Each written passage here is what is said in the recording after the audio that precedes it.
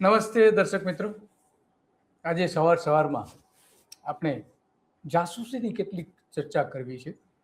કારણ કે આપણે જાણીએ છીએ કે 2001થી આ પ્રમાણ વધી ગયું હતું જાસૂસી કરવાનું. જો કે એની પહેલા પણ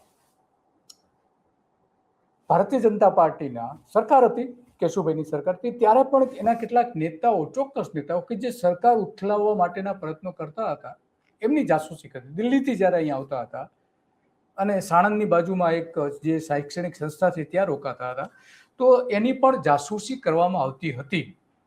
હરેન પંડ્યા ત્યારે ગૃહ રાજ્ય પ્રધાન હતા ત્યારે પણ થતી હતી. પણ 2001 પછી એનું એટલું મોટું વ્યાપક પ્રમાણ થઈ ગયું કે ખર્ચા પણ વધી ગયા.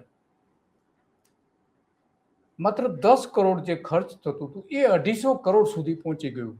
તો આ અંગે જ્યારે ગુજરાત વિધાનસભામાં બજેટ રજૂ થયું ત્યારે જે કેટલીક બાબતો રજૂ થઈ હતી એમાં મને થયું કે આ એક બહુ ગંભીર બાબત છે. કારણ કે લોકોના પૈસા બીજાઓની જાસૂસી કરવા માટે મોટા પ્રમાણમાં વપરાઈ રહ્યા છે. ત્યારે અમદાવાદ મિરરમાં 2008માં મેં આ એક અહેવાલ લખ્યો હતો. તો પછી એમાં થયું કે પછી શું ચાલી રહ્યું છે એની થોડી તપાસ કરીએ.